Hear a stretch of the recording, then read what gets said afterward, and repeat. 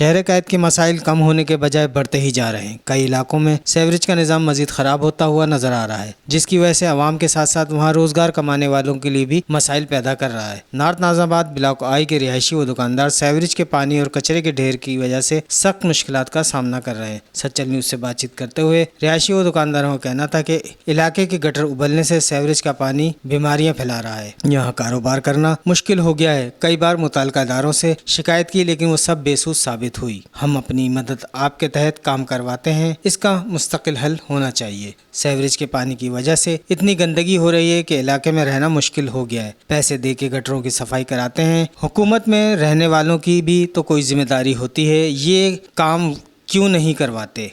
यहाँ मुतवस्सित तबके के लोग आबाद हैं। यहाँ अपने घर के अखराजात पूरे करना मुश्किल है। इस पर सफाई के लिए भी रोज़ रोज़ पैसे देना हमारे बस में नहीं है। आलमी वबा से इतना डर नहीं जितना डर अब हमें इस सेवरेज के पानी से हो रहा है। गुज़श्ता कई सालों से ना तो गलियों में सफाई का कोई इंतज़ाम है और ना ही सड़कें बनी हैं। हमें कारोबार करने के लिए कई दुश्वारियों का सामना है। हर तरीके से मसाइल हैं, आवाम के लिए परेशानी है। तो ये है कि इमरान खान साहब को थोड़ी बहुत यहाँ पे भी तवज्जो देनी चाहिए। अब वो तो बेचारे सीट पे बैठे हुए हैं, बस और लोगों को हुक्म दे देते हैं। उनके वर्कर कुछ करते ही नहीं है। हर तरफ कचरा कुंडी है, हर तरफ देखो कचरा कुंडी है। महंगाई और बढ़ती जा रही है। क्या करें भाई हम लोग? देखो आज छुट्टी है फिर भी हम मजदूरी कर रहे हैं, बच्चों का पेट पाल रहे हैं। हम क्या कर सकते हैं? हम किससे शिकायत करें? जिससे शिकायत करें हाँ हो जाएगा हो जाएगा। 5-10 साल से यही सुनते आ रहे हैं, हो रहा है कुछ नहीं हो रहा। साल भर से ज़्यादा हो गया। खुलती है फिर भरी आती है, खुलती है भरी आती है।